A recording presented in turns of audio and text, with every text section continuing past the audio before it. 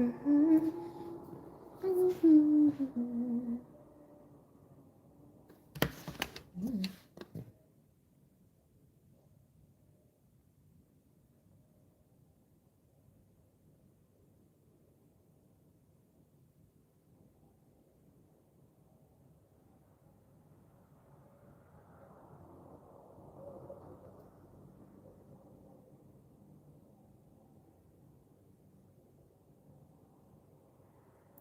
Bestikins! I mean, sorry that I'm late. Sorry that I'm late. I came on 5 minutes early. Hi, Bestikins. Essie. I came on 5 minutes early there than I said, so we could get started right at 8 o'clock, giving us 5 minutos to kind of just set. Hi, Silly Billy. Good to see you. I'm a monster here today. Yay. Shout out to Essence for giving me a ring a ding ding because baby, I had full plans to post, and then literally as I was posting, I was like, something happened. I was like, what? So, child, I don't know. I'm doing Uber now, so like I'm driving people around, and I think that's what happened. Like as I was supposed to make a post, I had a girl who had to get in my car, and then something happened with the app where like she had two stops. So I was picking up two little girls, one from high school, one from elementary school, and their sisters. So I was picking up two sisters, and yeah, something was going on with the app. So after that whole debacle, I just completely forgot about y'all. So sorry. Thank you to the little girl. Oh my gosh, you know what's so funny? The girl that we picked up from the elementary school, the little sister, she literally was getting out the car. They didn't talk to me the whole time. They was just talking to each other. You know, that's fine. I really didn't care. But they was talking the entire time, and then they were getting out the car and everything. And they was like, "Oh, thank you, whatever." I was like, "Cool, yeah." And she was in the third grade, so what's that, y'all? 8? I think she's 8. No, she said she was a year older because she got held back or something like that. So she's 9, I think. Is this in 5th grade? Yeah. So she's 9, I think, either 8 or 9. And as she was getting, she was getting out the car. As she was getting out the car, you could already tell she was a hoot and a half, right? But as she was getting out the car, she held by the door. Her sister is already up the stairs about to go into the house, and the girl stood by the door, and she was like, "Thank you," and I was like, "You're welcome, honey." She was like, "Some girl, I love your hair. Your hair is so tight." And I was just like, "Thank you, girl." She was like, "You like a girl," and she closed the door and left.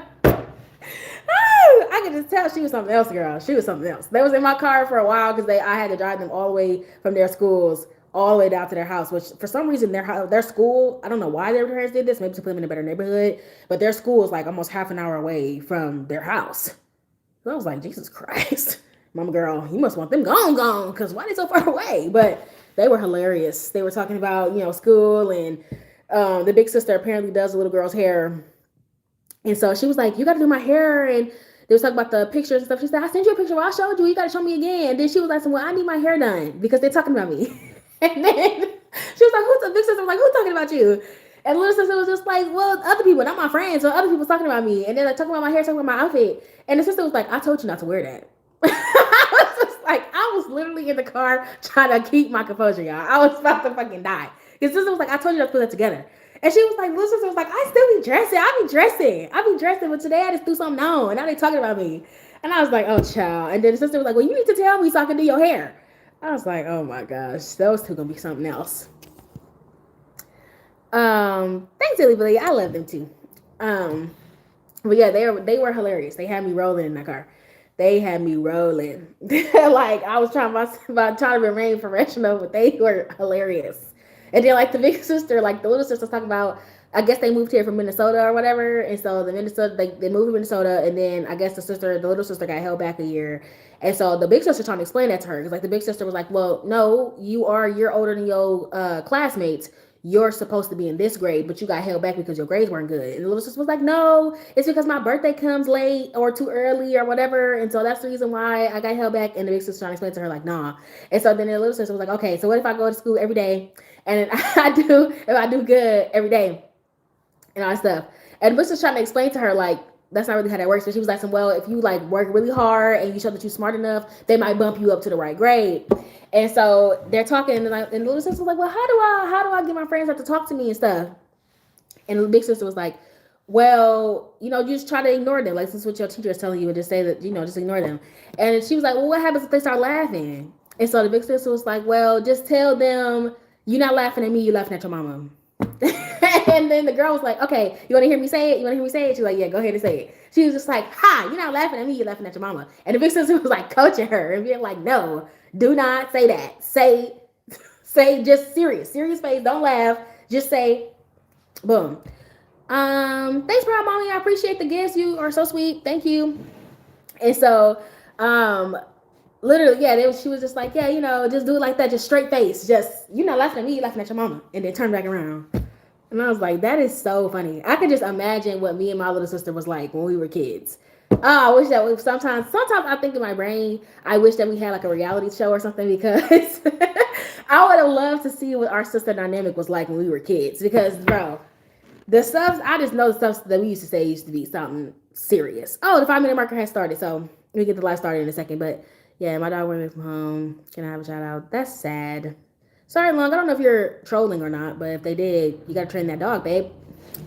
Much love from Trinidad and Tobago. Thanks. I love seeing you Trinidadians in here. Okay. All right, peeps. Let's get into it for real.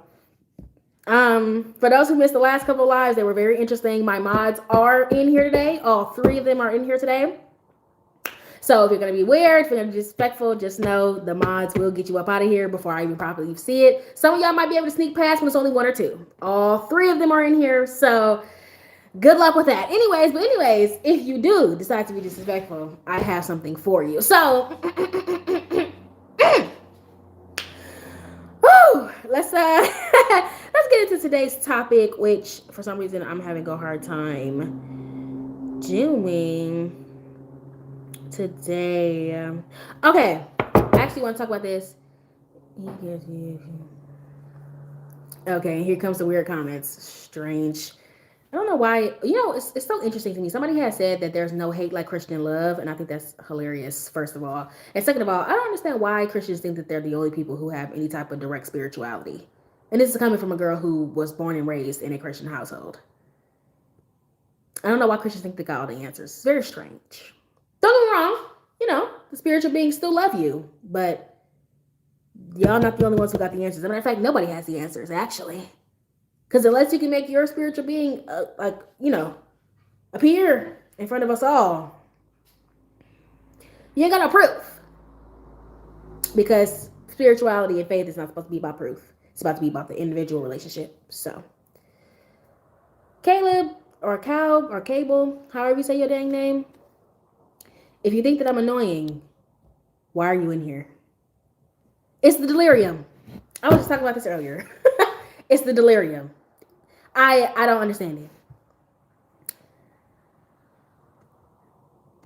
Coop, I mean, I don't really need to be reminded of that, but that's nice. Thanks, I guess. I think it's so true. I practice Jesus teaching better than most Christians, and I've been an atheist since I was like 14. Hello. And the evidence of God. Well, sweetheart, unfortunately, you have no proof besides your personal testimony of your God being real. So, hey, listen, this is coming from somebody who's spiritually bonded herself. I have a spiritual connection to God as well. I do believe in Jesus. I believe in all that extra stuff. I believe in all that. But I also know that none of us have the answers. The only answer you have is personal testimony. And that's okay. That's okay. If you believe it, that's all that matters. If you feel connected to it, that's all that matters. Individual spirituality, that's important. But you're not gonna have me sitting around being like, the Buddhas are wrong. People who practice Hindu are wrong. You're not gonna see me doing that, because there's no proof that they are.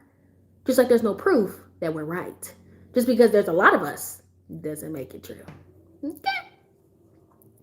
Being happy without goals, or would be labeled ignorant to their own potential. Reggie, what do you mean by that? What do you mean by, can somebody be truly happy without goals? Because I don't think anybody on the planet doesn't have a goal. Genuinely, I don't. I think everybody has an agenda. Like, if you're a dreamer, actually, let me change that a little bit. If you're somebody who wants something in life, which we all want something, you all have some type of dreams or visions that you kind of envision yourself in. I think that what makes something a goal is by setting up steps and plans to achieve the thing that you really, really want, right? But I believe that everybody has desires at the very least. But the funny thing is that people like to put calibers on people's desires. And actually, I have to just make that the topic of the discussion today. People like to put like calibers on people's desires. And what I mean by that is like I was talking about a few weeks ago in one of the lives that somebody asked me, what do I determine someone as a loser? Like, how do I make somebody a loser? And to me, I think that you're a loser if you're somebody who takes your misery and try to spew that misery onto other people because you're unfulfilled, right? You are stupid and you start to try to spread that stupidity onto other people because you're stupid. That's what I call a loser. Somebody who tries to pick on other people because they're empty inside. That's what I deem a loser. But a lot of people were trying to say, well, somebody's a loser is somebody who's poor, who works at Walmart, who flips burgers at McDonald's or whatever the hell. But to me, that is not classified as a loser. I have met people who enjoy working in the fast food industry, who will stay there until they retire. To me, that's not a loser. That's somebody who's fulfilled in their purpose. If that's what they like, and that's what the industry that they feel the most comfortable in, and that's where they feel like they can be their true selves, who am I to tell you that you're failing in life? Especially because I'm somebody who highlights and pays attention to the importance of every single role in society. Every single person has a role. And if I'm sitting over here talking shit about people flipping burgers at McDonald's, but yet I'm in the McDonald's line, that doesn't make any fucking sense.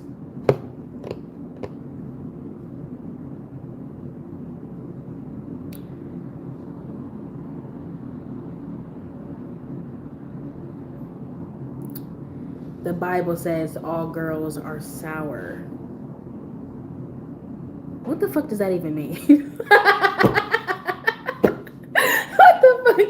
What the fuck does that even mean? You know, men, somebody has said that men created God because women created life. Looking real jealous right now, whatever your name was. I don't even remember because my mind already removed you. So it's just like they had to create some child. Men had to do something. I like to think they created the patriarchy because women created life. But at the end of the day, you can't compete where you can't compare. You know what I'm saying? And so, you know, I don't know what it's like to be jealous. I'm part of the greater. So, okay. Well, one of my mods, could y'all not only silence him, but also just make him hide completely from the live? Because he's being very weird. I don't know what to do about that. But yeah, they say that they created God because women created life. I never understand when, like, especially when I used to watch, like, when I was younger, when I used to watch, like, old stuff, like, the old timey shows and movies and stuff. Thanks, Gotta Be in, and thanks, SE, y'all are really on it as usual. But literally, there was like one thing on a show where it was just like one of the characters, I think it was Outlander I was watching, and one of the characters had said that God, like, what was it about women that God hated women in some like sense? Like, he said that like women were weaker or whatever because God hates women or whatever. But I was just like, women live longer, women create life. The world would not run without women, period. So how exactly does God hate women but we live longer than y'all? They gave us the ability to create, because a lot of people think that babies are like, oh, the man provides all like the cake ingredients, like a thing about a cake ingredients, and then the woman is just the oven. When literally the man is nothing but like, what the hell goes into a cake, y'all? Let me think. What's the smallest ingredient included in a cake? Not interested. Eggs. They're saying salt or flavoring extracts like vanilla. I'm gonna go salt. The men are like the salt. I think that some people use like baking powder or baking soda or whatever the fuck inside their cakes. Some people, right?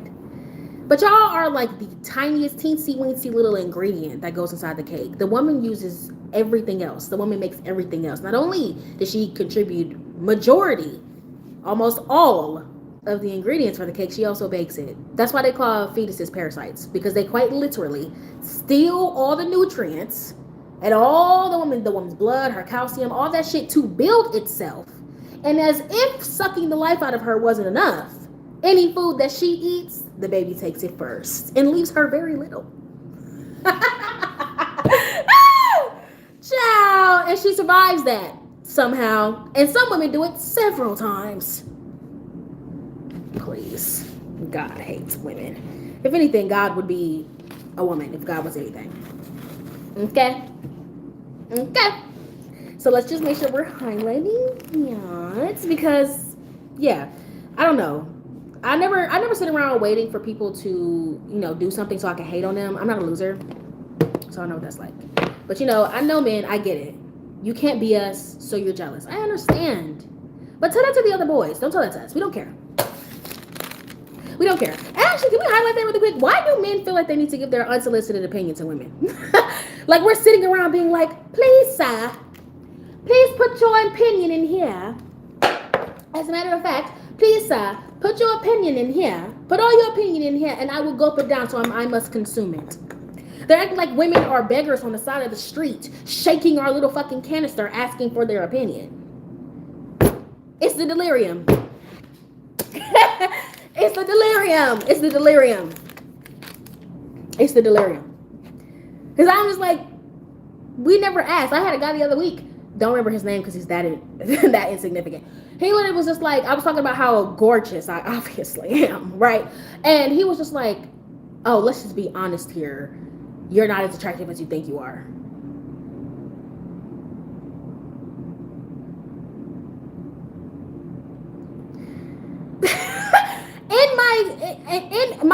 My intelligent brain is tweaking out because in my mind, I'm not understanding what you're doing here.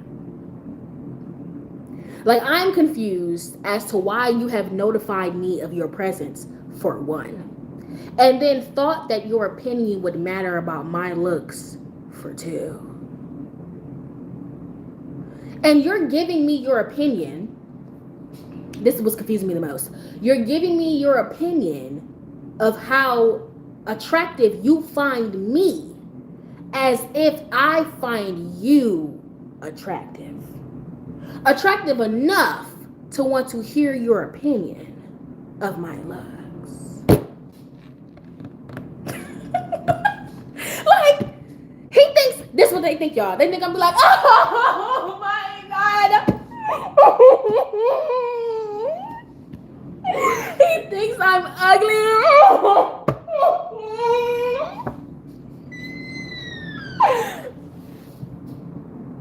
Like, what did you need? What did you need? What did you need? And then you know what the funniest thing about it is? This is the thing that gets me the most. I literally be like, okay, since you don't think that I'm that attractive, send me a picture of you on Instagram. We'll put our pictures up next to each other, side by side, and we'll let the audience decide who's more attractive. I have yet to receive a photo. I have yet to receive a photo. They don't have a life, so they have to decipher the essence out of us. Oh, they're trying. They're trying. But like I was telling y'all that other time, the last live, that they literally be like people who are eating rotting poisonous fruits out of their fields. And we're just looking at them like, and they're spouting like their tar mouths at us, their yuck mouth at us. Like, and we're all looking at each other like,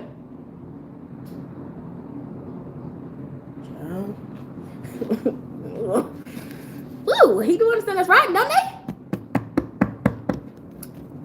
And my thing is, I always ask them this when they come into my life. I always ask them, what is your goal exactly? What are you trying to do? What do you hope to accomplish? If you just let us know in the chat before you comment, we will be able to let you know that it's not going to happen that way. If you thought you were going to ruin my confidence, it's not going to fucking happen. Because I'm going to tell you something right now. Even if you don't think that I'm attractive, okay? Let's just say for argument's sake that you do. For one, I don't give a shit. I'm never going to give a shit. That's number one. And then number two, let's just say for argument's sake that you are more attracted to me. I promise you, even if you are more attractive than me, I promise you, I could get flipped every which way until Sunday before anybody even glances at you. I assure you. I assure you. I have no worries over here. I have no issues over here. Never. On my worst day, I still will pull more than you. I still I still. So I'm not really exactly sure what your goal is here. And I want y'all to feel that exact same way. So what? Even if you don't think that I'm attractive, so why do you think that you have a choice? That's what's confusing me. That's what's confusing me. That's what's confusing my moderators or my royal court, if you will. That's what's confusing the rest of my audience. What did you think was going to happen here? Did you really think that I was going to be like, you know what, you're right. You're right. You're right. I'm so fucking disgusting. I'm so ugly. You're so right. Like, do really, honestly, y'all, do people really walk around thinking that their opinions matter that much? I want y'all to for real answer. Like, do people really think that? Do they think that their opinions are that life changing? Seriously? Like, I would be sitting around and I can't fathom it. For real. Do you really think that that one little comment that you said was going to really just make me want to be like, you know what, you're right. Well, I'm sitting over here talking about how fine as wine I am. You thought your feckless little comment was going to come in here and just disrupt that whole thing. Did you really think I was going to leap off the nearest cliff? What did you think was going to happen? Now, I can get it if you had wishful thinking because your brain doesn't really expand past half of a centimeter. But at the exact same time, just tell us that. I understand that most of them are self-centered and narcissistic, but it's just like, when has that ever happened for you? Self-centered narcissism, it still has to be collected with evidence. Yes, like let's try to find some evidence here. When have your ass ever been able to come into a space to be like, I don't like that fucking car, and the person buying it being like, she doesn't like my car, I'm not gonna buy it. I don't like that fucking dress. You don't like the dress? Well, I'm still gonna buy it. I don't like your face. I don't think that you're attractive. Really? Well, I'm still getting flipped every which way until Sunday. What are we thinking here? Do you really think that you're that powerful? I like the thing is that you're not. If your opinion was to have some type of move on somebody's life, it wouldn't be because you are powerful. It will be because they are weak. Do you understand that? Okay? I'll say it again. If your opinion was able to sway somebody to either take their life, or they just don't do anything, or they do something because you're telling them to, it is not because you are powerful. It is because they are weak. Because if you were to come across somebody who's actually powerful, i.e., it wouldn't work. It wouldn't work. It wouldn't work. If they didn't get that dress, then they more than likely wasn't confident in it the first damn time. If they didn't get that car, then they were more than likely not really into it in the first place. See, our opinions are only able to sway an individual when they allow it to. It is not because you are powerful. It is because that person is ready to receive, or that they're too weak to combat. It is not because you are powerful. If I turned on my fan right now and it started putting out a gust of wind, just because it blow away a few ants doesn't mean that it's a powerful fucking wind. They're ants. They don't stand a chance. But if I was to get blown the hell away, then we can say that motherfucker's a powerful fan. But that's not going to happen. Hold on, make sure I'm not missing nothing. That's why.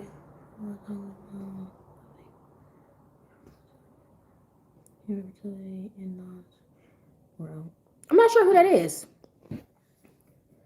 How do you say his name? Freud? Is that how you say his name? Or Freud? Not really sure. But yeah, I mean, I know that people can think that they're that strong, but it only works on weak people. Like people who are narcissistic, even people who are narcissistic and self-centered, you would never find somebody who's narcissistic and self-centered dealing with somebody who's overly confident, educated, and fully in tune with oneself.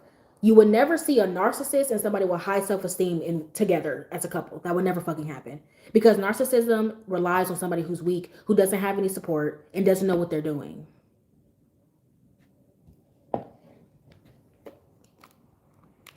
Psychoanalyst? Oh. Interesting. But that's how it is. That person has a weak resolve. It's not because you're actually powerful. Power only is placed in the person who is basically, I guess you could say, being affected by it. But like, there's somebody who would hear somebody call me fat and be like, "Cool, that's so hurtful." And I'd be like, "Bitch, they made an observation." And ho, do you think that I don't see myself? I got 4 fucking eyes. Come on now. Come on.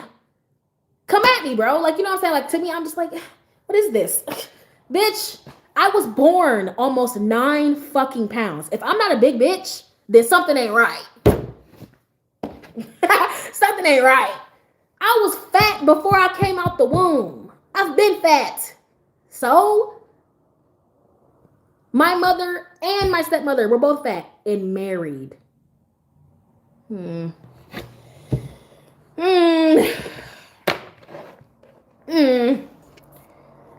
Pepper has been with each other all kinds.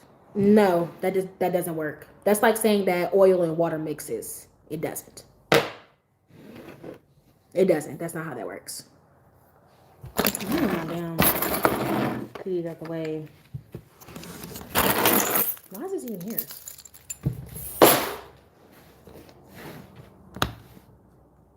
Exactly. Salty appearance is so lazy. Like, come up with something interesting. Say something funny. Y'all know I love to laugh. Y'all know I love to laugh. And I will laugh if a motherfucker got something funny to say.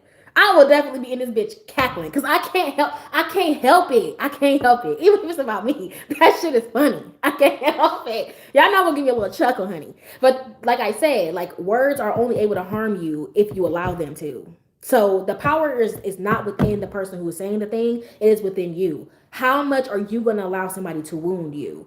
Somebody who is a manipulator, somebody who is a liar, somebody who likes to manipulate your emotions against you, they are only able to do that when you have a weak resolve.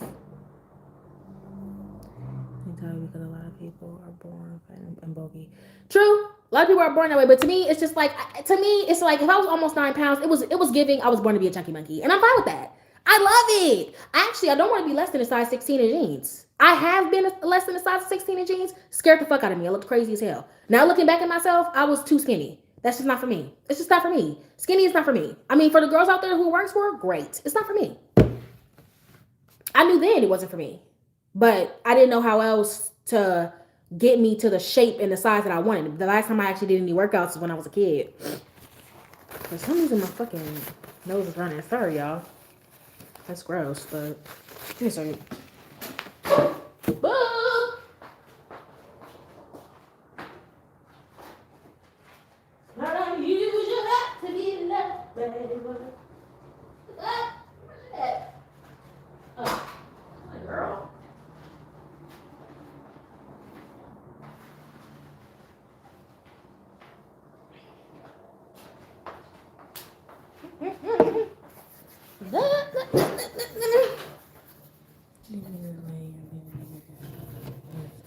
And that's like, to me, I'm just like, and that's the thing about me, like, I'm not somebody who has like a set look in mind either by myself. However I'm gonna be is how I'm gonna be. Like, even if when I get into like my workout journey, you know, the extra stuff, if I'm unhappy because it feels like I'm constantly trying to count calories or whatever, bitch, I'm gonna stop.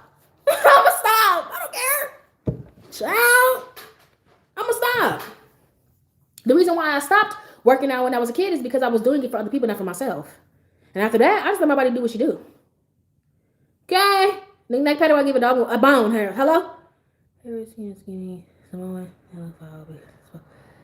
No, I've never seen a skinny Samoan. I don't want to see one. I don't want to see that. No, thank you. I don't want to see that. I'm good. I'm good on that, right? But it's just like I said, in the power is wielded in the person who is receiving that thing. Because somebody can say that those same words to me and I would not be affected by it. Because I don't give a shit. I've been through what it's like to be lacking in confidence and thinking that I'm not beautiful because I was chunky. When I was a little girl, I was way less than I was then, and kids would call me fat. And I went and I worked out, lost 20-something pounds, and then I was just like, oh, okay. And I was like, but I stopped because I was like, why am I doing this? I'm not doing this because I want to. I'm not doing this because I actually like doing this shit. I'm doing it because I don't want them to talk about me. So what? And then when I really start to really sit back and think about it, I'm just like, these motherfuckers got my name in their mouth every second of every day. I'm a celebrity. Like, y'all lives don't start without me. And then when I start to really observe, the older that I got, the more I realized that people's opinions really don't fucking matter. Do what you want to do. Be who you want to be. I've never had a problem snagging a man. I had girls wanting to fight me because their crush likes me. I would take their crush and throw them away because I don't care. And like the more I would study these people, the more I would pay attention to these people, y'all really are pathetic ass fucking losers. Y'all are so sad. Like, what is this? Like, I would literally be looking at them like, bro, what? You're not even passing. You talking shit about me? You're barely making it. And you're talking shit about me? Maybe if you invested half the time you're spending on focusing on what clothes I got on and how my hair is looking in the shape of my body, if you took half of that, maybe you'll be able to walk across the stage in a couple of months. I'm going to walk across the stage with glee. You're going to be watching from the sidelines. Then the people who be having weird, rude shit to say to you, they're uneducated. They're uneducated. 9 times out of 10, the shit that they be saying are uneducated. Uneducated ass things. They're uneducated. They're self-hating. All that shit. All that fucking shit. It's always self-hating. You hate yourself. I tell y'all all the time, you can only output what you have internally. You can only output what you have internally. Human beings only create carbon. We don't create oxygen. So all we put out is carbon. Plants only have oxygen. They only put out oxygen. That is what we do. You can only output what you have internally. If you're so fucking angry and you're mad and you're waiting for an opportunity to say some shit, you're angry as hell. You're unfulfilled as hell. You're empty as fuck. And why the hell would I be sitting around worried about what the hell you got going on? You boring, sorry sack of shit. Why the hell would I be worried about you? And why would your opinion matter to me? I'm loved and I'm wanted. Okay, make sure I'm not missing nothing. Oh, thank you so much. I don't know how to say your name. Evie? Thank you. This is hard to hate people is not prevalent in other countries, believe me. Because other countries are fulfilled. They got shit going on. And what is an American experience school happens in completely different ways overseas. Yeah. Yeah. The bullying here is ridiculous. Because them kids, they don't have shit. Like, and that's what I had to really realize. Like, dude, you over here talking about my shoes and my clothes? You should be worried about the fact that your mama keep on buying you new shoes and not worrying about them grades. Yeah, your hair look nice, but you dumb as fuck. You don't know how to do a basic times table. What the hell? Are you worried about me? Well, at least I'm going somewhere, honey. Hopefully them shoes keep you warm at night. Okay, my diploma's gonna keep me warm. All right. Okay. Maybe you can use them shoes to start on the fire, honey. I don't know about you. But I'm going somewhere. Like, and like the stuff that they be saying, like Silly Billy said, like they're lazy comments. Like, say something interesting. Say something interesting. Like, I don't know. Like, if I was just to think about something, like, I don't know, like just something interesting. But y'all are not witty. Y'all are not fun. You're not funny. You're unfulfilled. You are the +1 of the uninvited guest. You know what's so funny? Actually, in my last live, I had a lot of haters in here. And I was talking about my dad. I mentioned my dad like once or twice. And this is the funny thing that they will try to find any little baby thing. You cannot, first of all, you cannot make fun of me for something that I told you. Okay? You cannot get at me or try to make it seem like you're oh yeah, look at her over something I told you. But these people, I was telling them about how my dad and me, our relationship is just, you know, what it is. It's just standard. He calls me, hey daughter, how you doing? I'm doing well. Okay, great. But the way that it sparked this conversation is because they came in and looked at me and they assumed that I didn't have a dad. What makes you think that? I really don't fucking know. Even if the statistic, let's just for argument's sake, even if the statistic says that the most fathers that abandon their children are black fathers, that doesn't necessarily mean me. A statistic is not meaning that every single black child doesn't have a father, but you're uneducated. So you think that insult applies to me, but it doesn't. And even if it did, let's just say for argument's sake that my biological father wasn't in my life and I didn't know who he was.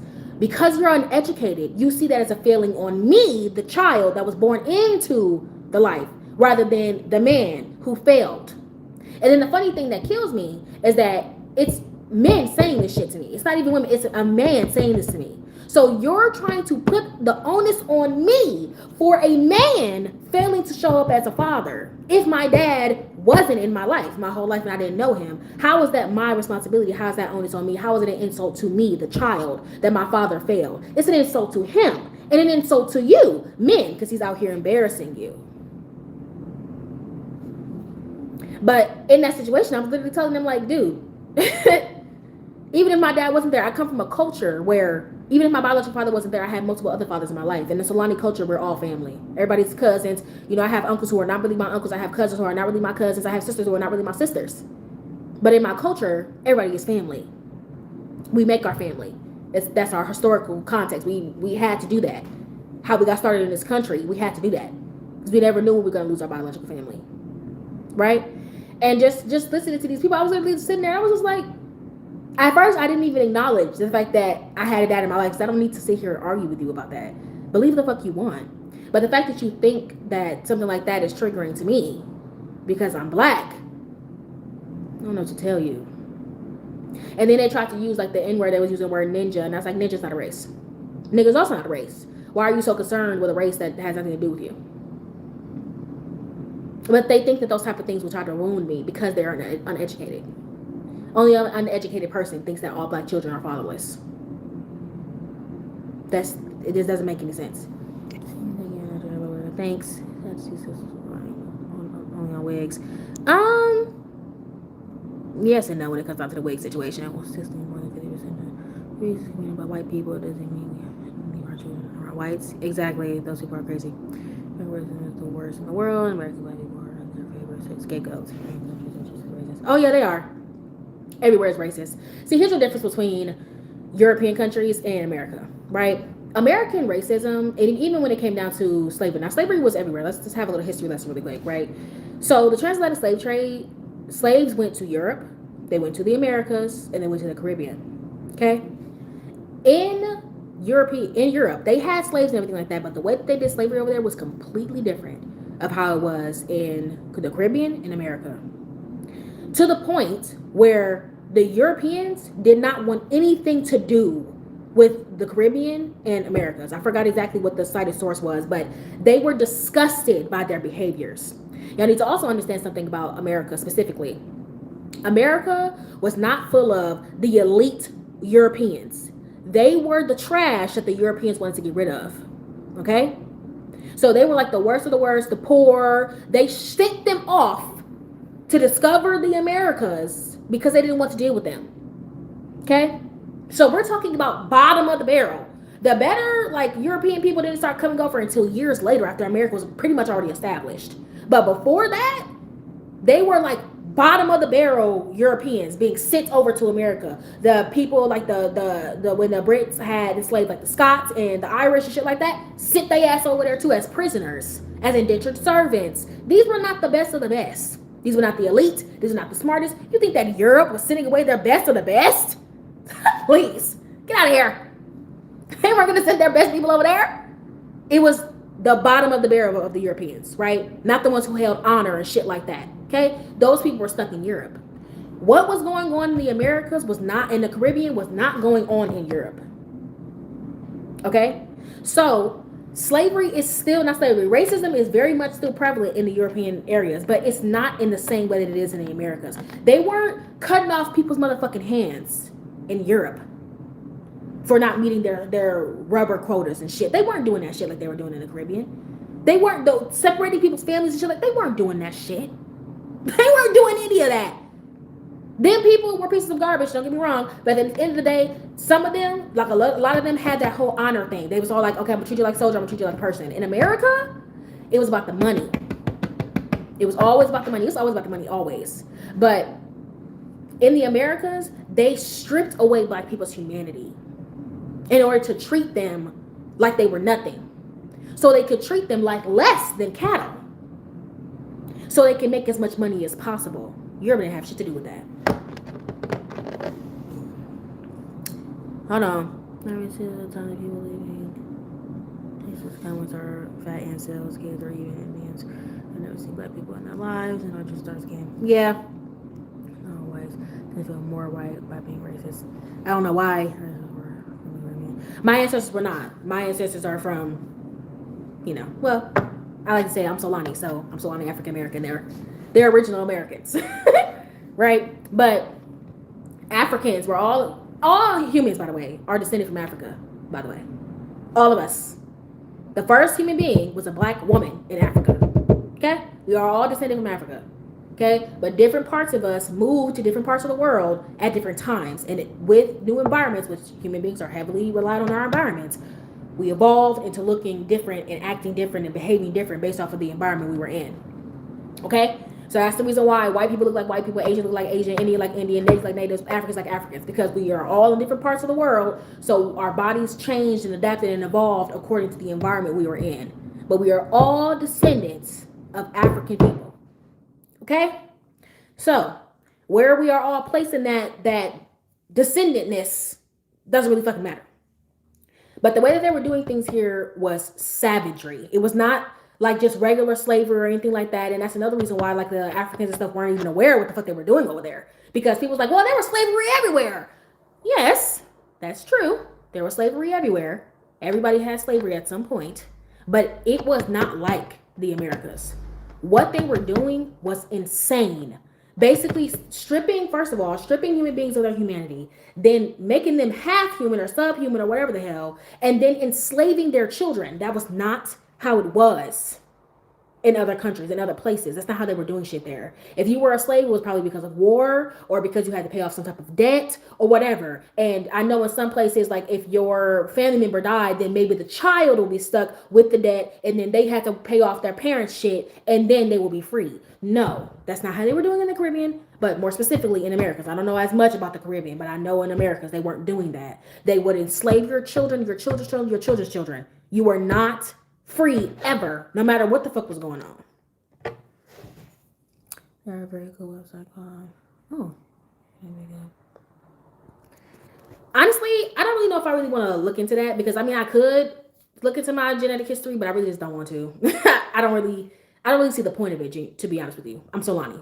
That's what I identify as. That's the culture that I'm a part of. That's my people. I'm not saying that necessarily that that part of me wouldn't be important, but at the same time it really makes no significance on me if I know what part of Africa I'm from. My family and my ancestors are so removed from that. We are a completely separate people that it doesn't matter. It literally doesn't matter. Even if I knew who started my tribe and which two Africans fucked and started my lineage, it wouldn't matter. My people don't connect to that. Even if I knew if I was Ghanaian or Nigerian or whatever the fuck, it wouldn't matter. Because at the end of the day, I don't connect to that culture. I'm not part of that culture. I was raised in that culture. If I go 6 generations back, my grandmother wouldn't be a part of that culture. I'm a completely different person. I'm a part of a completely different culture. I'm Solani. That's what I am. So I don't really see the need to look into that. Yeah, yep. That was not how they were doing things in Europe. So that's why like a lot of black people who live in the UK and shit like that, they feel like they're better than us because in Europe they didn't treat them like that. They didn't do that. The way that they did things was a lot different. Their transition was a lot different. That's the reason why they walk around. They're just like, what? But they have racism in other countries as well. But the reason why it's so bad in America is because America started off with the most savage, disgusting behavior you could ever think of. But what do you expect from the bottom of the barrel? What do you expect? They were the misfits. They were the has-beens. They were the black sheep. They were the prisoners. That's what that was sent into the Americas, not the elite Europeans. So what do you expect? You send savages to a place, they're going to commit savagery. That's what they did. And so because of that, that's the reason why the racism in America is so much worse, but it is everywhere. In European countries and other places, it's more subtle. So it's just like they really don't want you really in their restaurants like that. They'll kind of look at you like you don't belong here. The most that they'll do, though, is stare at you. And maybe do like some type of stereotypical thing where they think that you're all ratchet and shit. Like they'll think that, they can come up and be like, yo, yo, yo. And, they'll probably do stuff like that because they're going off of stereotypical like movies and shit like that. But it's not like America. Like you wouldn't go to a European country and then a police officer would shoot you in the fucking face and get off. That's not how that works. But I was just talking about this the other day about how people, when it comes down to America, I don't think that people realize that the people who were in charge then are still the people who are in charge now. And the reason why the things are the way that they are is because of how America started. So for instance, people complain about minimum wage, right? They complain about companies being able to get away with not paying people a livable wage. But you have to remember something. This country was founded and it started off of free forced labor. We are trying to tell people now, the people who committed those inhumane acts then had children and taught their children the same fucking teachings that they use now. We had to take people who were paying people nothing, treating them like garbage, discarding them however they wanted, creating laws to be able to mistreat them. All this fucking shit. They were doing all that. We're trying to convince people who do not have any humanity left, who only see dollar signs, that they need to pay you a living wage and treat you like a human being. Those people have to go. They have to go first before we can revive anything. Before anything can grow or do better, we have to get rid of them first. Because trying to convince them to treat us like living, breathing human beings when they don't give a shit, you're trying to convince them to spend more of their money, meaning that they're going to have less money than they had the year before, when they've been able to get away with paying people dirt nothing for all these years, and they got away with paying people literally nothing for hundreds of years. That's not how that works. I don't get how they're Black Mormons either. Hey, you know what I'm saying? You know what I'm saying? America, if you looked white enough, you were white, but could still be a slave. White enough America were literally Legion slaves who were considered black people. Yep. Black was just like a curse. Yeah, and actually, funny enough, in Mormon culture, actually in their teachings, they believe that being black is a curse. Literally, they think that people who are black is the reason we're black, because there was a curse put on us because we pissed off God. That makes absolutely no fucking sense.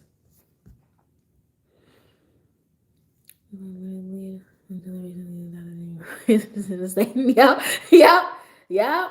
Is a black man. Yes, it's very strange. It's very strange. You know what? I'm glad we're talking about this. Actually, I never give white people the benefit of the doubt, and the people who this hits, they know who the fuck I'm talking about. I don't give white people the benefit of the doubt. As first of all, for my safety, for one, and for two, I just can't. I physically cannot. I was talking about this on a live a couple of months ago, maybe even a couple of weeks ago. I just can't give them the benefit of the doubt, because to me, it just doesn't make any sense. I was watching a video. I think her name was Judy Woods. I forgot exactly her name, but she literally came out and did like an entire seminar talking to a whole group of people. You know, there was a lot of white people in there, but it was from like the early 2000s. And she was going over, cognitive dissonance, which I don't really like using that word, even though I know what the proper definition is. I really still don't like the word cognitive dissonance, because in certain situations, it's just like, what? Depicted as a white man. Hello? The content about the relationship between Mormonism and black people. I don't even want to watch that shit. My personal, only last 2 generations. But she was telling us about certain things that people were doing during America, because they don't. She talks about post-traumatic slave syndrome. Basically, how the Solani people, or African Americans, we never healed from what happened to us, because they never said they were sorry. They never did anything to try to change anything. We had to fight for every single thing that we have, and we behave in certain ways and we do certain things because of post-traumatic slave syndrome, which we experienced. It's beyond PTSD. It is something so traumatic to us, our group. It's not even just one individual. Generation after generation, it has changed our behavior. It has changed the way that we do things. We are super scared about a lot of stuff. Like the way that we behave, the things that we do, that's not what we're supposed to be doing. We weren't supposed to be that way. Like, for instance, the reason why, a lot of people say, well, you don't have to wash your chicken. Black people, Solani people, do not believe that shit, because history showed that we got the scraps, we got the dirty, nasty, rotting, about to be a day old food. Hence the reason why we over season our food a lot. Our food is heavily seasoned with herbs and stuff, because we got the bottom of the barrel. We got bad food. To us, not cleaning chicken is not an option. No matter how much science tells you, we're going to clean our fucking chicken. And it is because we had to in the past, and that trickled into how we behave now. And a lot of things that we do, a lot of ways that we behave, is in a survival mindset as well, because of all the things that we've been through. Now, mind you, out of that horrific, terrible, traumatizing history, we have this beautiful culture that I would not want to be a part of any other culture. This is the cream of the crop to me. Being Solani is the best thing in the entire universe, and I want to be Solani in every lifetime, right? But the things that they did to us, it's unforgivable. Like, it's just unforgivable. And I just can't give them the benefit of the doubt, because people say, oh, well, back then, we just didn't have the science that we have now. Oh, back then, they just thought that this was okay. They thought that this was God's plan and all this extra stuff. No, they did not. Cognitive dissonance. Let's actually read the exact definition. Cognitive dissonance. Okay, you're not working today. Let me write it down there.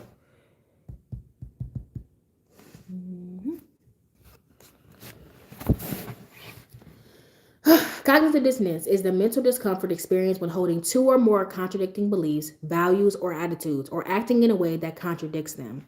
So it basically says that you believe something, and so because you believe something, you would do anything in your power to kind of like basically believe in that thing. So what was a good example that I had heard the other day? They'll say like, okay, cigarettes, right? You say that your whole life you thought that cigarettes were okay, they were good for you, but then eventually somebody like a scientist comes out, shows no, it's causing cancer, it's causing all these things, you're gonna get sick. They'll sit there and say, instead of, oh yeah, can't, like, cigarettes are bad for you, they'll just be like saying, well, no, cigarettes are not causing cancer, they're not bad for you, they're just, it just depends on the brand, or you just got some bad cigarettes that day, or something like that. You know what I'm saying? They'll use something else to try to come up with an idea to kind of like support their argument, even though it's not backed by actual evidence. It's backed up of a feeling, right? And so to me, I just can't ever believe that white people didn't think that black people were human beings, for one. I just can't think that they ever thought that we were subhuman, for two. I don't actually think that they don't believe we don't feel pain, for three. I don't believe any of those things. I never give white people the benefit of the doubt. I just can't, because the evidence doesn't show that. How are you going to sit here? Like, one of the things that this lady had explained to us is that one of the scientists, the king of science, whatever the fuck he called himself, he was using this thing, like a little, like it was like, I forgot what it was called, but it was some, basically like a very sharp tool, like two little sharp tools, and he would take black infants, newborn babies, and he would stab them in the head to try to fix their deformed heads. They died instantly, of course. And when people got wind of what he was doing, he told these people, oh, they don't feel pain. They don't feel it. They don't experience that. That never happens, And people just believed him with no actual evidence. See, to me, you'll never, because what Judy says is that it was cognitive dissonance that made him believe that this was true, right? I don't believe that. I can't believe that you truly believe that an infant couldn't feel pain. Any animal on the planet feels pain. Human beings say that crawfish don't feel pain. I don't believe that shit.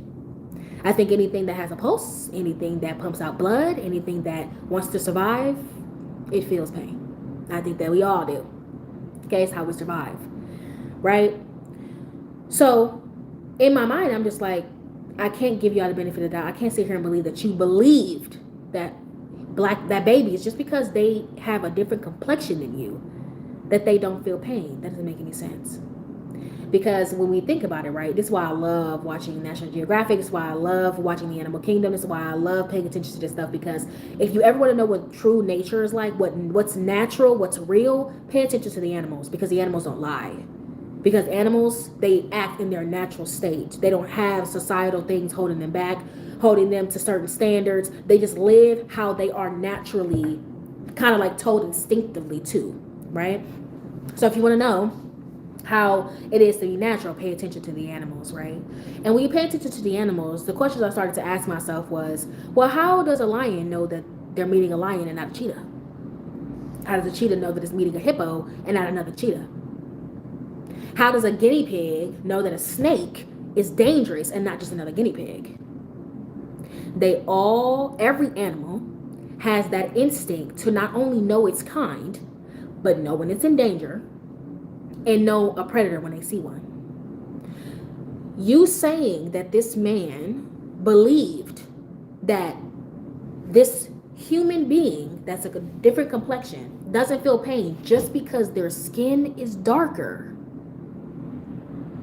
when I know for sure, wholeheartedly, that this man knew that this was a human being, I just can't sit here and believe that. He didn't convince himself. He was a fucking monster. He was sick. He wanted to perform surgeries and do horrific things to babies. And because he could get away with it, he did it. And so for the white people who weren't there, who just believed him because he's some famous man, and of course he has to know what he's talking about. He's famous without any actual evidence. It's not that they actually believe that shit. They just did it because they didn't care. See, I would have loved to see what their reaction would have been like if they would have took those same tools and used it on their children. See, he wouldn't let that shit happen. Even without the medical information that we have now, you can see another human in the wild and know that that's a human being. We all have the instinct. White people are not the only motherfuckers on the planet who don't recognize another human when they come across them. And we're not going to sit here and act like white people can't recognize another person just because they have a different complexion. Not every single European looks the same. If you put a Sicilian and a Brit next to each other, you wouldn't be able to tell them two people from the same place. You would not be able to tell them two people are from the same continent. That looks completely different. But they're both Europeans. But Sicilian people tend to be darker. They usually have like a bronze skin to them. Hair tends to be thicker. Usually they have dark hair colors. Things of that nature, right? You trying to tell me that white people are the only people on the planet who wasn't able to recognize another human when they saw one? That's impossible. That's impossible. It's impossible. I know that it is. And there's no way that you've seen an infant and then thought, oh, because your complexion is darker, you can't feel pain. You're a fucking liar. And the people who didn't give a shit, they just didn't give a shit because they didn't have to. They didn't have to. It wasn't their children being stabbed in the head. It wasn't their mothers being propped up on tables. It wasn't their fathers being ripped apart by horses. They didn't give a shit. You're not going to sit here and convince me, well, they didn't know and they were just, no. You're not going to get the benefit of the doubt from me. Because if that was your child, we wouldn't be having this conversation. I'm missing y'all comments. Let me go back and read them. Make sure I'm not missing nothing. I was just learning recently about the way generational trauma affects our very DNA. Yeah, that's why women assume that all white people are inherently racist. Yes, because they are. Actually, Jane says that if you're not inherently racist, that's a fucking miracle. Because they are, and they stay racist until they actively work towards not being racist. Exactly. When a person believes something very firstly, someone that's something the person decides to ignore and close their minds as cognitive dissonance. Yeah. But the thing is that in order for you to be convinced that black people are not human beings, there has to be evidence there that wasn't there before. So let's say for instance, right, that your whole life you've been sheltered, okay? You've been living in your house, and your mother told you that the sky is purple. You finally go outside, and you see the sky, and it looks blue to you, but your mother told you it was purple, okay? Your mother would never lie to you. Why would you lie to you about something like that? So it has to be purple. Even if you have evidence produced to you, showing you, no, this is the color that we identified as blue. That's blue, not purple. Your cognitive dissonance of being like, my mother would never lie to me. She's not a liar. My mother would never lie to me. The sky is purple. That's cognitive dissonance. You sitting here believing that human beings feel different things based off the complexion of their skin doesn't make any sense, because if you come across multiple different people, mind you, before slavery, the Moors ruled in Europe for, oh my God,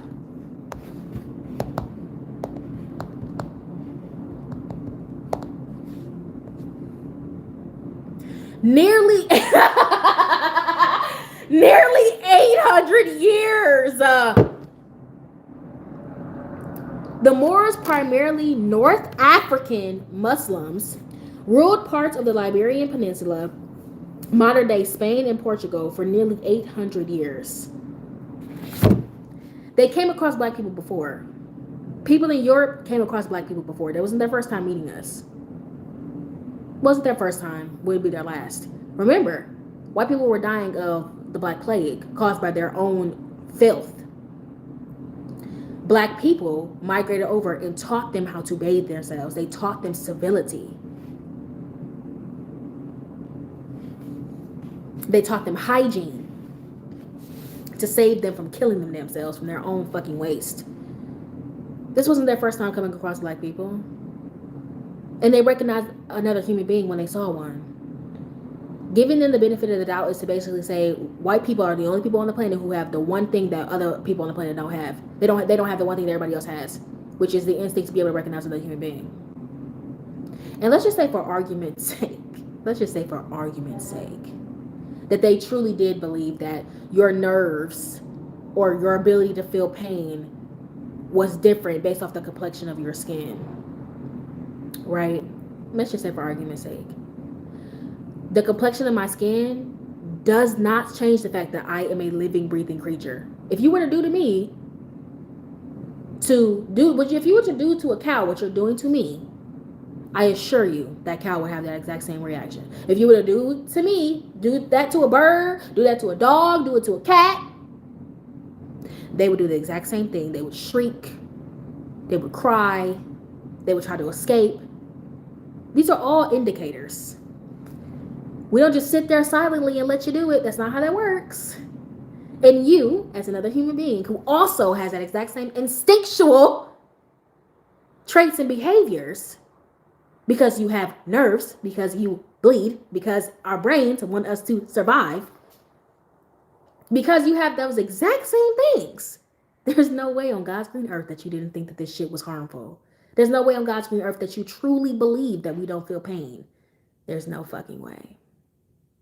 And to sit here and tell me that we're supposed to be like, well, give them the benefit of the doubt. No. Savages. She showed a picture. Judy. She showed a picture. I think it's Judy Woods. I think that's her name. She showed a picture. And it was a picture of white people at like at the park or something like that. There was a black man hanging from a tree. And there was like a little white girl. She was probably maybe 12. She was grimacing. And if you don't know what grimacing means, it means when you smile maliciously. Your smile is not because you're happy about something good happening, like you just got into your dream school. You're grimacing because you know that you're doing something evil. And you're happy about it. This little girl's like 12 years old. And I was talking about this with my best friend a few weeks ago. And I was just like, Bess, I'm so sorry. Like, and this is why I don't really mind if white people think that I'm mean or whatever the fuck, because at the end of the day, I'm going to spit it out and I'm going to spit it out truthfully. There has to be something deeply wrong with y'all. And I don't mean like every last single one of y'all, but there's something deeply wrong with that community. There's something deeply wrong with this group. Because I was just thinking about how me as a 12-year-old child, no matter who's up there, and I don't give a fuck what my mother tells me that they've done. I don't care what was going on. If I'm a little girl and I saw a man dead hanging above me, I would be traumatized. I would probably have nightmares of that man's body for the rest of my life. Me as a little girl, I couldn't imagine my mother showing me some shit like that. And not only am I expected to make this seem like this is normal, I'm also supposed to be smiling and having a good time while I'm watching a human being hanging above me. Thinking about as a child, it doesn't matter what the fuck my mother told me. She could have said that he blew up a children's hospital. I would have been like, Mommy, I don't give a shit what he did. Why am I here? It doesn't matter what's going on. Why am I here? Why is there a man hanging above me? There's somebody's lifeless body. What is going on here? I'm a child. But this little girl is grimacing. And I'm so sorry. There has to be something deeply wrong with your community if your children think that this type of thing is okay. And then that's why it kind of like, it really baffles me. Like it's mind numbing. It's so insane to even fathom that my brain tweaks out every single time that I think about it. That white people think that we're the violent ones. Y'all did white flight and made these weird ass suburban areas where y'all have taken up 90% of the damn forest where the deers and the bears have nowhere else to fucking go. Just so y'all could run away from minorities because y'all were afraid? The Asians and the black people, we weren't the ones stringing people up. We weren't the ones stuffing our furniture with people's hair. We weren't the ones putting people's teeth in our mouths. We weren't the ones making human pain juice. That wasn't us. We weren't the ones showing our children people hanging from trees. We weren't doing that. Mm-mm. We weren't having little outings and eating and taking photos while we burn people in the middle of the street. Mm-mm. We weren't doing that. We weren't making grown men rape their mothers. We weren't doing that. We didn't make human cookbooks. We didn't do that. And you're afraid of us? Y'all are the only community of people who are eating people, who have ate people. Y'all made cookbooks about it. And y'all are afraid of us? It's truly mind-boggling. Y'all saying stuff, let me make sure I don't miss it. If that's what you think, all of them were black and they should tend to be Arabic. East African, Sudanese, they were black. No matter if you try to say Arabic or whatever, they're from Africa. Just like Egypt, they were black. Where are you from, bro? Milwaukee, Wisconsin. I ever heard of the adjective Moorish used to refer to someone that has the main characteristic of the Moors had black complexion and skin. They were black. Sorry about that. Come on, third language, period. I don't even got two languages. I know a little bit of Spanish, as much as I got. Oh yeah, if they're being weird, my moderator, don't worry about it. My moderator's gonna be on it.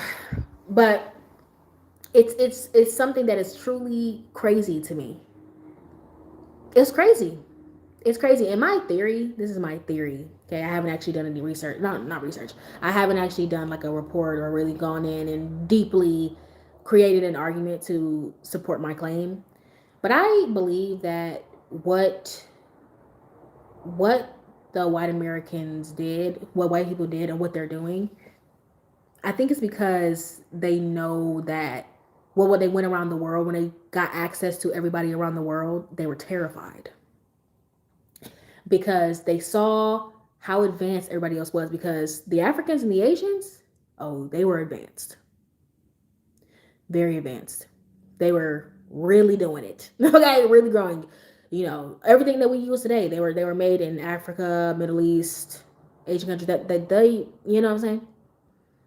And I think that the Europeans, they saw that, and they saw how behind they were, and they were afraid. And so they were afraid that they would one day be conquered.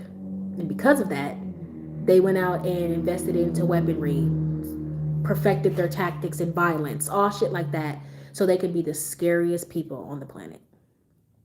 And they made that entire thing their identity. Like I said, it's just a theory. They made that entire thing their identity, and they stick to that identity. And then not only are they vicious and they behave in these savage behaviors, but then they go and they cover it up and make it seem as though they're the victims.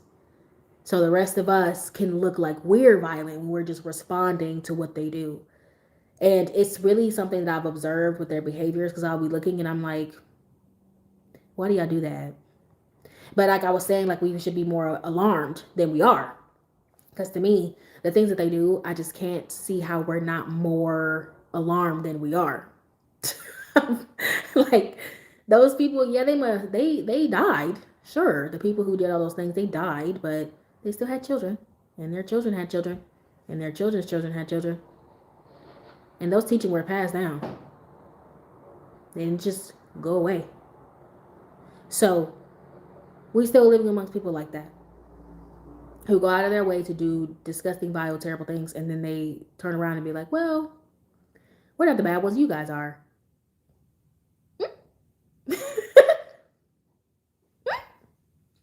You just got done putting water over an entire village of people. They just got done uncovering a mass grave in Times Square or whatever the fuck that was a couple months ago, whatever.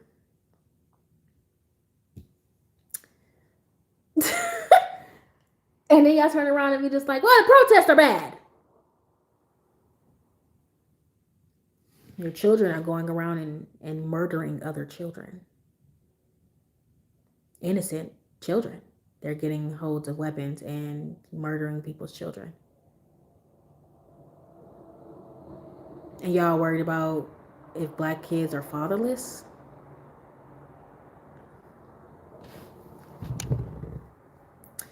white children are deeply and heavily on drugs. Bad. And I'm not saying it like, not everybody uses drugs. Everybody uses drugs, but white people got it bad to the point where y'all are using drugs that people haven't even heard of yet. And y'all coming up with new ones every other day. As if the shit that y'all already got ain't hard enough. Y'all coming out with stronger shit. And in my mind, I'm always sitting back and I love to observe people's behaviors. I'm sitting back and I'm just like, I don't understand that. How is it that y'all are the primary users of the hardest drugs out there? Because black people, so a lot of people, we're more specifically on that weed, okay? I can't say anything about that. They. But heroin, cocaine, crack, stuff like that, like y'all are really on that. And y'all start young. It's not even like no thing where it's just like, oh, when it hit college, that's when they start to change things, stuff like that. No. Like, y'all be starting when y'all are teenagers on that hard shit. Y'all be popping pills and y'all see how addicted they are to vapes and shit. I'll be looking like, how can people who have so much, you've destroyed millions of people's lives. You've done so many things. Y'all have conquered in a way like no other person has ever have done. Y'all mere presence wiped out entire nations of people. Y'all have everything. Y'all have used such immense violence on people, unimaginable. Like it's indescribable. Like the things that y'all have done to get to where you are the top dog, if you will. Nobody's fucking with you. Y'all run everything. Y'all have everything. I just sit back and I think, I'm just like, how are y'all on drugs when y'all have everything? And like, there was a lady, I forgot her name, but she was just talking about it now, like, even in America, y'all have every single branch of government. How are you still so fucking angry? Why are you still so angry? Y'all have the entire country, literally, in your hands. How are you still so fucking angry? How is it that y'all want more? Y'all have gobbled up everything. How is it that you're still not satisfied? It's like this insatiable thirst. It's like y'all are like vampires or something. If you're eating, it's like y'all are eating human food and y'all just never can be able to control that thirst of y'all's. And to me, I just don't understand it. In my brain, I'm not understanding it. You have everything. You have slaughtered so many people. You have traumatized so many people. You have destroyed so much stuff. Y'all have poured so much blood, sweat, and tears into so many things. Not even tears, blood and sweat. Not even blood. Y'all spilled other people's blood and made other people have tears. To get to what you want, you have everything, and yet you're still angry. And y'all are on drugs so bad. Like, and I'm not saying that to be mean or to make it seem like y'all the only ones who do drugs, but y'all are on drugs so bad. And it's like, most of the things, like, just when you think that you've heard it all, y'all got something new. I just heard of, not LSD. It was something else. Look at this. I can't even think of the damn drugs. So y'all come up with different shit. It was something else. And then, another thing that was weird to me for y'all talk about murder. And it's stuff that I've observed. Y'all talk about y'all deaths like there's some type of comedic show. It's very unnerving. I watch a podcast called The Bible Podcast. The girls are hilarious. They're white trash. That's what they call themselves. They're trailer trash. But they make me laugh, right? And I sometimes just sit back and just watch them and listen to what they're saying. And they talk about the deaths of white women like it's nothing. I was doing Uber the other day and I was driving these white girls around from a college campus, and they were talking about like this girl that was murdered by Jeffrey Dahmer, and they was like, yeah, that's the room that the girl was murdered in by Jeffrey Dahmer. Oh really? Is that really? And I'm just sitting back like, I'm sorry. These are not conversations that black people have. Like, we don't talk about, like, death is a horrible thing. This is not funny. What are we doing? And then, like, they're talking about, like this is a casual Tuesday. I'm mortified. I'm I'm like, what? I'm sorry. What's happening here? Why are we, what? They just talk about it like it's like a regular Tuesday. Like they're talking about it like we're talking about, like we're watching The View or something. Yeah, like, girl, yeah, she was murdered in that one hotel room. Yeah, I want to go visit it. Huh? You want to go Why are we talking about this as if this is a regular Tuesday? Like we're talking about some girl's birthday party. Why are you comfortable and excited to go visit a place where a girl lost her life?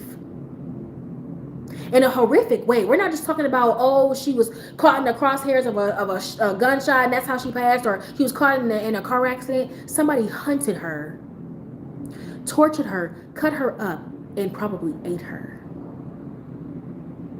And y'all are talking about it like it's nothing. Y'all are talking about it like this is just regular coffee table talk.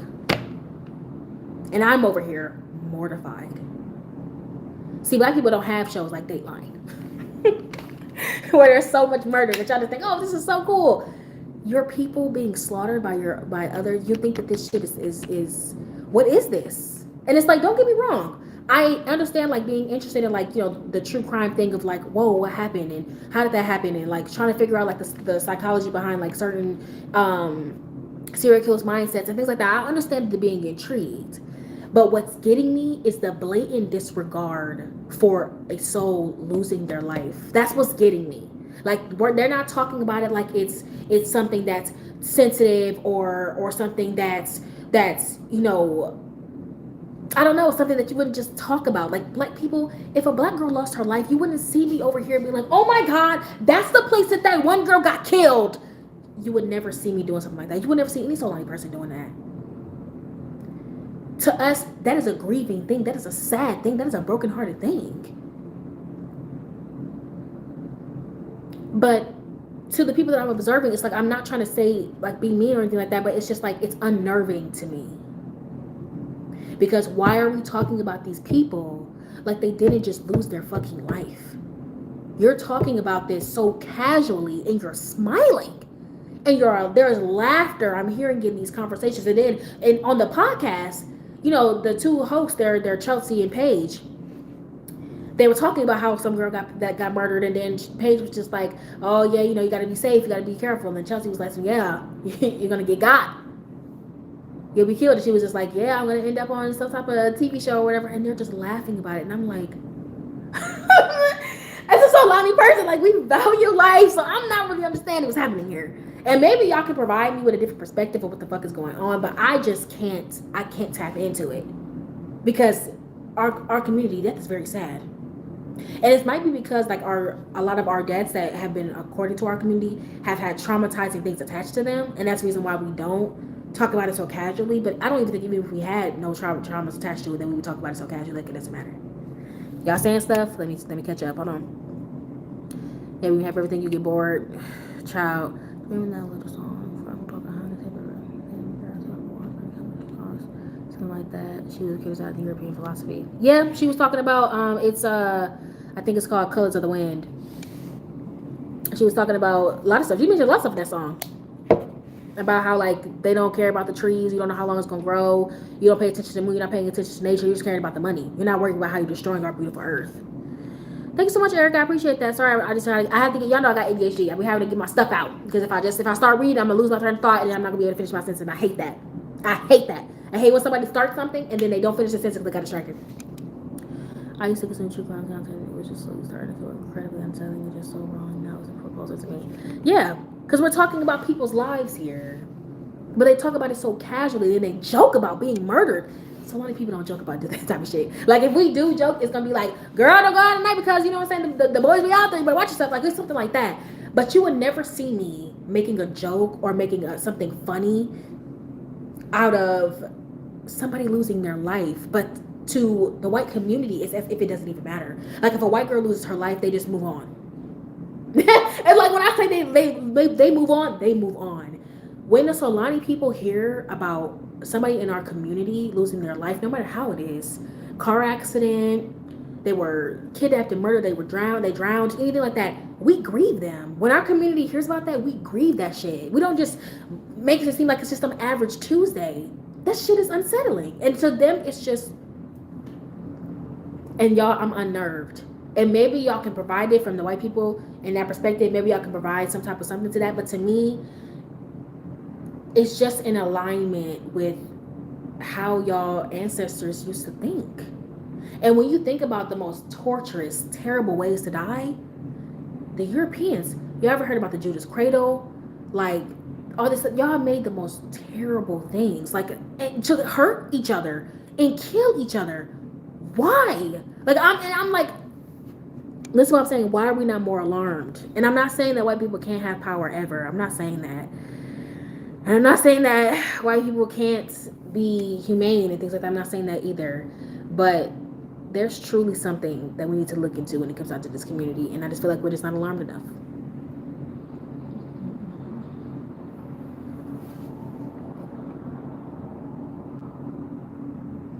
Hybristophiliac? What is that? What the heck is a hybristophiliac?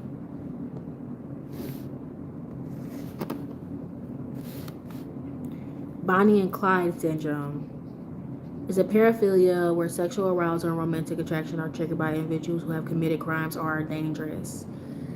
But you know, with the girls, they weren't even talking about Jeffrey Dahmer himself. They were talking about the girl. They weren't just talking about like I know that where it's just like people who are attracted to like serial killers and shit like that because they like the danger or whatever.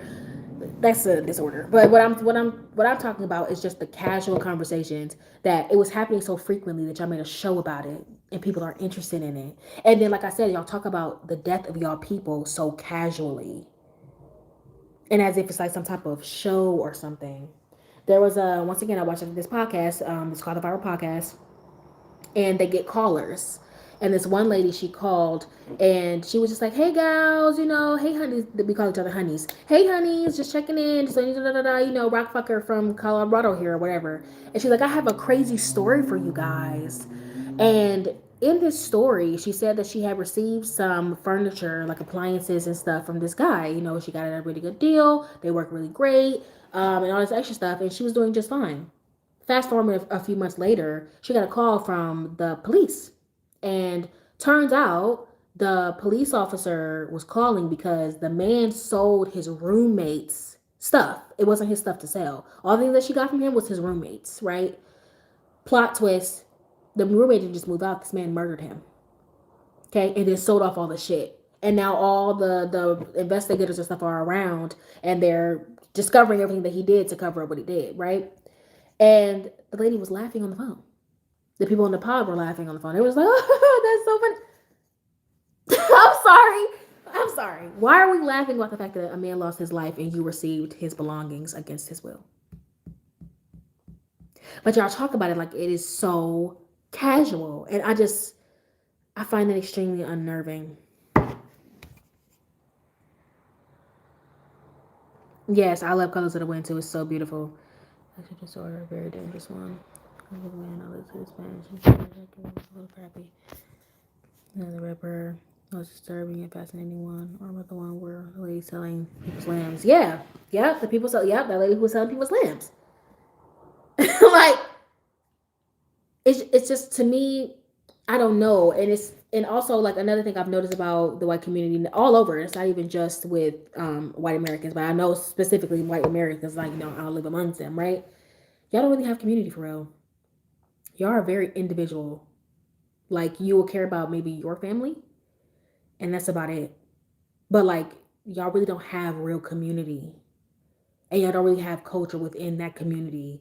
And it finds like a more specifically on white Americans. What I see with them is that like they unionize behind like hate, but that's not community though. It's not about them. It's about them hating other people.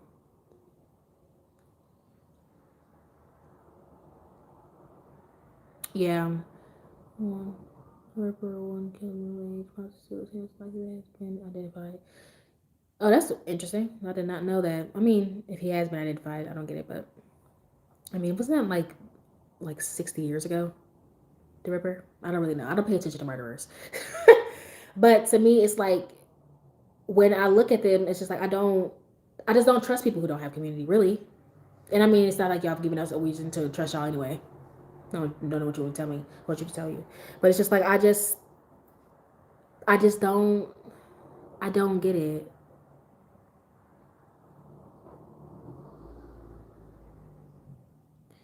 Oh, to be honest, I really don't care about Jack the Ripper. But this is the stuff, like, a lot of people have given up their humanity for money. I mean, right, that's true. But something that sits with me too was that, like, I tell people that poor white people and rich white people, they view racism differently, and not all of them obviously, but I'm talking about as a whole. So, like, for instance, somebody said a few weeks ago to me, well, not to me, but they said it. I was listening to somebody, and someone said that, like, it's actually a person I follow. He basically was like, you know there was no white person who was too poor to be racist. And they was like, well, yeah, there were rich people who wanted black people to stay in a certain place and not be in their environments or whatever, but it was the poor white people who were upholding those laws. You think rich people was out there trying to tell poor white black people to stay out of certain places and stuff like that? No, white people were doing that. They were never too poor to be racist. It was mostly the poor out there doing that. And to me, I think that rich white people, they typically, their racism is more like, okay, we used to own y'all. I don't really think that you should be in the same room as me. And I think that if you are in the same room as me, you can be doing well, but you can't be doing as good as me, and you especially can't be doing better than me. Because, I view you as less than, as below me. Like, even if I still acknowledge you as a human being, you're not above me. And there was a white teacher that she had came online, and she actually admitted to that. She was just like, yeah, my whole life I was taught that, black women are there to help me. They're there to work beside me, but they're never meant to be better than me. And so people who are well established, I think they view it in that way because, wealthy people have access to education. White people have access to education. Like, right, the wealthy people have access to that type of stuff. So being in certain rooms, that black people are not all stupid. Not all black people are fatherless. You know that people of any race, of any complexion, can become wealthy. It's not rocket science, but poor white people, they think that. They'll be like, oh, well, you can't be positive, you can't be smart. You're so articulate, you speak so well. All these things, like, of course I speak well. Everybody has access to education. But of course you assume that I don't because you think that in order for you to be smart, I have to be dumber than you. Which that doesn't make any sense. In order for you to be strong, I have to be weaker than you. That's not how that works. Oh, 1800. Well, I don't, like I said, I don't pay attention to serial killers. I'm not intrigued by that type of stuff. Racism is from the racism that happened in Idaho, for example. The is very correlated with lack of education, respectively. Stupidness. Yeah, one of the reasons for racism is worse the South for example. Yep. As I say, but people be racist to me, I just know they're dumb. Like I said, when they came into my live last week on Friday, I think that was, and they were just like, oh, we know all black people. What they said, they try to use the word nigga. All of them don't have fathers. As I'm actively talking about my father.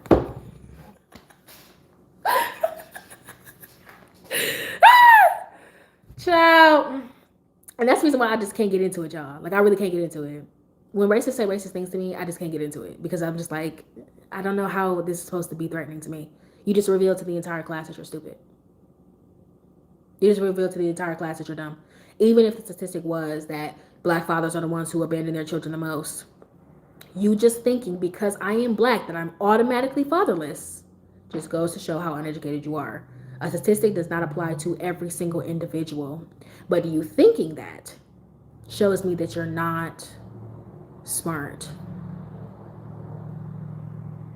You're not smart. Okay? You're not. While I'm actively talking about my dad. And then I also just swing it back. I always tell people too, like, y'all, when they say nasty, mean things to you, it's just a projection of their life. See, you think that I don't have a dad because you don't have a relationship with your father. If you even have a father. If your father is around. You probably don't have a relationship with your father or it's not good. I know my relationship with my dad is like, I'm good. But you don't. You think that I'm unattractive because you think you're unattractive. You can't stare at yourself in the mirror.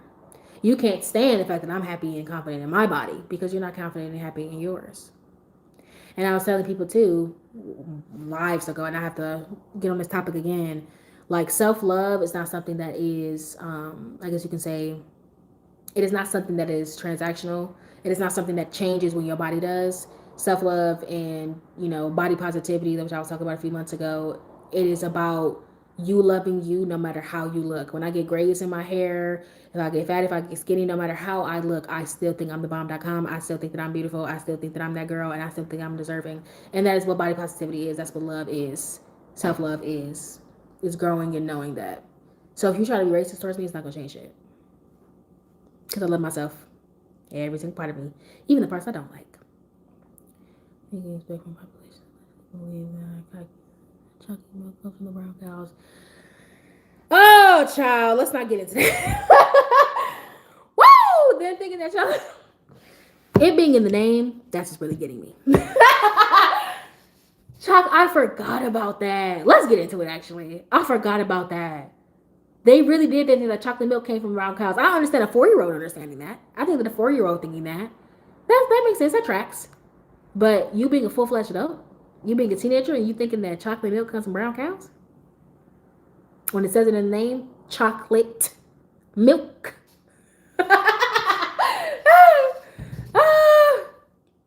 Child. And it's just like this is why they can't ever get me. You know the funny thing is they're barely in here today. It might be because they can sense my moderators are in the air. They really do be on it. They must sense that my moderators are in the air because they're not in here today. Essence was on it. But it was so many people in the last live bestie, wasn't it? It was so many people being so fucking weird. And it's fucked up because I literally have a whole thing where I get to go in on their asses if they were in here, but they're not here today. We're having a very informed, logical, educated, so refreshing. I love that word. Educated, intelligent conversation with the society members and those who are new join the society. Hello, hello. Which is crazy because I don't get to really go in on them today. I really don't get to go in on them because I had a whole thing going. I really had something this morning, but they're not triggering me today. Not even triggering, but yeah, I don't care. Triggering. They're not out here today. They're not triggering my fun responses today. They must just know that they in the wrong spot. Hello, but it's just like anytime that I just hear stuff like that, it just whoop. You're unfulfilled. You're angry. You hate yourself, and that's why you're trying to come and say something to me. Right, I forgot. Yep, somebody got mad. Listen, if you get blocked by the moderators, if you get blocked, if you get timed out, if your comment gets deleted by the moderators, I'm not gonna support you. I'm sorry. Don't come into the chat trying to look for me. I'm gonna support my moderators wholeheartedly. However, even if they made a mistake, I don't give a fuck. They can do no wrong. They are my royal court. They can do no wrong. They can do no wrong. So if they block your ass, you did something. They blocked your ass, you said something. They wasn't sure if you was trying to be shady. They don't really give a fuck. No shade over here, bitch. And then shine some sun on your ass. It's over. I can't help you. I can't help you, so don't come looking for me. Because I'm going to be like, well, my moderators, I trust them wholeheartedly. I trust their judgment.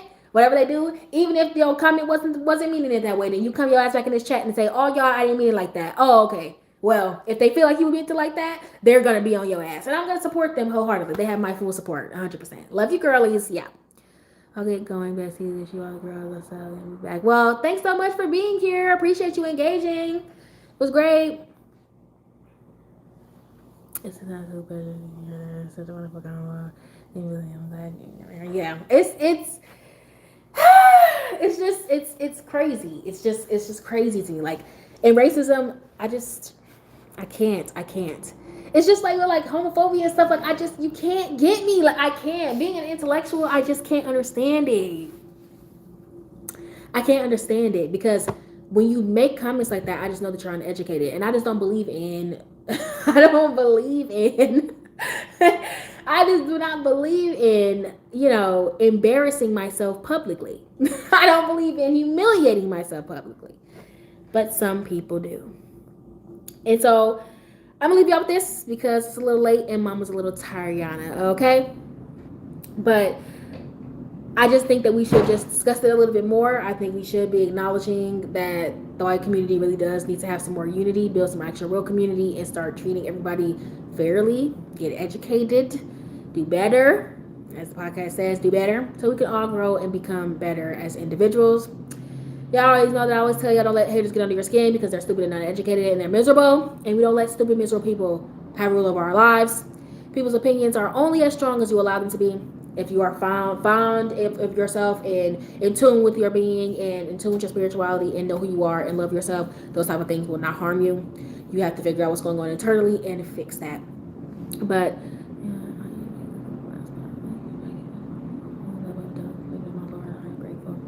I'm glad, Celia. Honestly, I'm so glad that you're here. I appreciate it. I appreciate you, Celia, being open, not tone policing me and allowing me to just be open and speak my truth and talk about it. And I'm always open to answering questions and acknowledging things, but always know that the ones who are oppressed know everything about their oppressors and not tone policing me. I appreciate that. That's a true ally. Love you, girly pop. So yeah, I love y'all so much. I will see y'all in the next live, and I'll be on time.